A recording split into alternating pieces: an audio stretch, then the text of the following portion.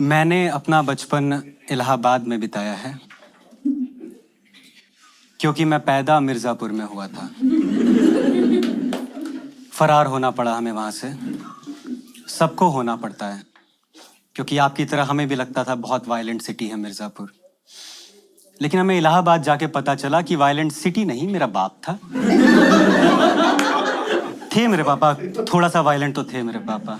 एक TV series वो भी डिजर्व करते हैं। एक दिन घर के सामने एक आदमी को पीट रहे थे। मैं गया भाग के, या पापा पापा इसे मत मारो। वो बोलते हैं यार ये हर महीने पैसे छीन के भाग जाता है। मैंने बोला पापा मकान मालिक है यार, ये हक बनता है इसका। इट्स अ स्मॉल टाउन दो, queen little town, you know. और यूपी बिहार के स्मॉल टाउन पहचानने के कुछ तरीके होते हैं। आप देखते ही बता दोगे hey that's a small town. जैसे एक तरीका यह है कि हमारे यहाँ हर गली में एक बुढ़ा होता है जो बच्चों को पकड़ पकड़ के, कोई बुढ़ा याद आया इनको अपना? मैं अपने वाले की बात बताता हूँ। हमारे यहाँ हर गली में, खासकर मेरी गली में, एक बुढ़ा होता है जो बच्चों को पकड़ पकड़ के पहाड़े पूछ रहा है। कोई मतलब नहीं है, रैंडम बच्चे को, ए तेरा सते कितना? बच्चा बोल रहा है अंकल मैं सिग्नल पे खड़ा हूं, भीख मांग रहा हूं। 2 रुपए के लिए केबीसी खेलो भी मैं तुम्हारे साथ यहाँ पे। अच्छा ये लो 5 रुपए और π/2 की वैल्यू बताना, एक बार रोज चले आते हो। And not just any other पहाड़ा, यू नो, जस्ट 13 का पहाड़ा। पता नहीं क्या बुड्ढे का टारगेट बन गया था कि मरने से पहले 2 बच्चे चूतिया अप्रूव कर लूं मैं। म्यूचुअल फंड मैच्योर हो जाएगा मेरा। तो रोज यही 13 का पहाड़ा लेकर चला, क्योंकि उसको पता चल गया था कि पूरी दुनिया 20 तक पहुंच सकती है, लेकिन हम सबके सब 12 पे रुके हुए हैं। गली में अफवाह फैलने लगी थी मेरे कि 13 बार 13 का पहाड़ा पढ़ने से चुड़ैल के पांव सीधे होते हैं। दिक्कत ये रही, अगर ये बात गली तक रहती तो ठीक था। ये बुड्ढा जाके मेरे स्कूल के प्रिंसिपल को बताया कि तुम्हारे एरिया के बच्चों को टेबल नहीं आती यार। तो प्रिंसिपल ने एक रूल निकाला, क्या करेंगे कि पूरी की पूरी असेंबली खड़ी करेंगे। असेंबली के सामने एक बच्चा खड़ा करेंगे, बच्चा टेबल बोलेगा, असेंबली टेबल वापस बोलेगी, और पर डे का एक बच्चा चूतिया अप्रूव हो जाएगा। हर रोज एक बच्चा जाता था, 12 पे शहीद होके चला आता था। मेरा भी दिन आया धीरे धीरे करके। सब कुछ आता था सिवाय 13 के पहाड़े के। लेकिन बोलना तो था ही, तो मैं किसी तरह 12 तक पहुंचा और बोलना शुरू किया, you know. 13 1 13, 13 1 13 2 26, 13 2 26, 13 3 53, 13 3 53। And I realize कि इनको भी नहीं मालूम है। ये पूरा स्कूल तो मेरे भरोसे बैठा हुआ है और मैं राम भरोसे बैठा हुआ हूँ। यहाँ पे मेरे को कुछ ऐसे सही पहाड़ा नहीं पढ़ना है, मेरे को बस रिदम मेंटेन करनी है। पीछे एक तबला लगा दो मेरे साथ, मैं 17 का भी बोल जाऊंगा यहाँ पे। मैं अपना बोल रहा 13 5 जाइए, 13 6 जाइए, जो भी। मैंने देखा कहीं टीचर लोग को तो शक नहीं हो रहा है। मैंने मैथ्स टीचर को देखा, वो शबाना मैम को देख रहे थे। मैंने बोला इन्होंने तो सब्जेक्ट ही चेंज कर लिया यार, क्या ही है। बहुत दूर पे ना कुछ गार्ड खड़े हुए थे, उनमें से शायद एक को आती थी। घूर रहा है मेरे को, बाकी गार्ड को समझा रहे, देख रहे इतने बड़े स्कूल में गलत टेबल पढ़ा रहे हैं। उसको बाकी गार्ड समझाए, साले गरीब तेरा सिलेबस गलत है, जीवन में थोड़ी मेहनत कर, नई टेबल ले। पढ़ाया बताने के लिए। और मुझे जो सीखना था उस दिन मैं वो सीख गया कि इस दुनिया में अकेले मैं नहीं हूं, सब है थोड़ा थोड़ा।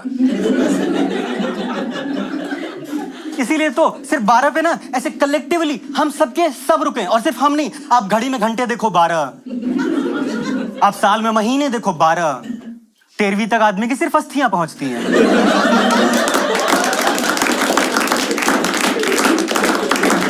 बच्चे टकले हो रहे हैं कि शायद अब याद हो जाए ऐसे। सारा डर वहीं खत्म हो गया मेरा। गया मैं अपनी गली में वापस, अंकल ने मेरे को फिर से पकड़ा। उसने बोला देखो मैं छोड़ दूंगा तुम्हें, मैं लास्ट 3 क्वेश्चन तेरे से पूछूंगा, ठीक है? अगर तूने जवाब दे दिया तो ठीक है। मतलब ठीक है करते हैं, क्या पूछोगे? तो मैं अच्छा तेरे को मैथ्स आती है? मतलब मेरे को नहीं आती, आपको नहीं आती। मैं तेरे से ट्रांसलेशन पूछेगा, मतलब ठीक है करते हैं। And I am very confident about my English, you know.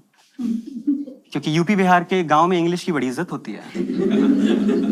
मैं जब भी समर वेकेशंस में जाता था ना, तो सारे के सारे गांव वाले मेरे पास ऐसे ग्रुप बना के चले आते थे। मेरे से पूछते थे कि ये कुछ बोलना। मैंने क्या बोलूं? मतलब कुछ भी। तो मैंने बोला फक। इतना सा था मैं यार, यही वर्ड आता था, नया नया सीखा था। उनका इतने में लेकिन हो गया। उनका जीसस फकिंग क्राइस्ट हो गया उतने में। वो लगान अरेंज कर रहे हैं मेरे लिए कि हाँ तो देना पड़ेगा। गांव वाले सीखने लगे थे यार ये। फक, मैं चारा काटना भूल गया।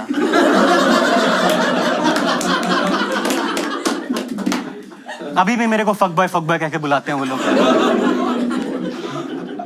मैंने बोला ये इंग्लिश क्या पूछेगा यार, तू पूछना क्या पूछना है। उन्होंने ठीक है, जो जो मैं बोलूंगा उसका ट्रांसलेशन करना है तुम्हें। बोला ठीक है। बोला अच्छा ये बताओ कि वह जाता है को इंग्लिश में क्या बोलेंगे। मैंने बोला ही गोज। उन्होंने बोला वह जाता तो है को इंग्लिश में क्या बोलेंगे। मैंने बोला ऐसे कोई बात नहीं करता। ये क्या हाफ सेंटेंसेस दे रहे हो आप? क्या करने जा रहा है, क्यों करने जा रहा है, ये बताओ ना। बोलता नहीं तू बता ना, तेरे को आता है तो। अगर बोला ठीक है। तो मैंने शेक्सपियर का नाम लिया, अपने अंदर का सारा आईसीएससी ऐसे जगाया और मैं बोला he does go, which is correct. ठीक है, लास्ट क्वेश्चन अंकल पूछो आप। उन्होंने बोला कि वह लोटा लेके जाता है को इंग्लिश में क्या बोलेंगे।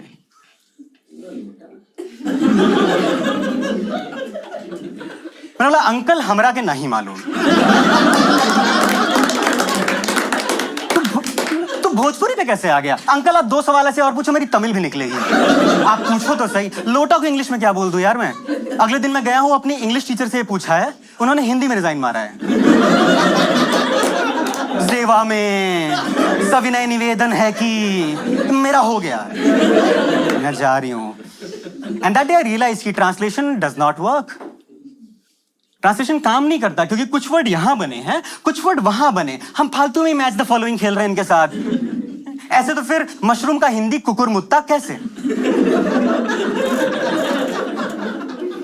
ऐसे तो फिर कॉटन कैंडी का हिंदी बुढ़िया के बाल कैसे? ये कौन सा आदमी है जिसने पहली बार खाया और बोला यार याद है जब पिछले मंगलवार हम लोग बुढ़िया चबा रहे थे?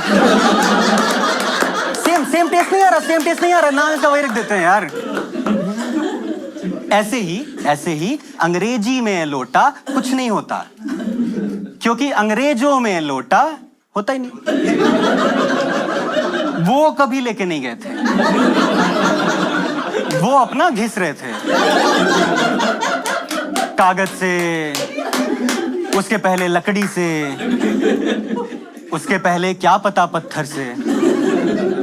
आग का आविष्कार कैसे हुआ किसी को क्या मालूम? गोरे लोगों ने किया होगा हर चीज की तरीके इसको।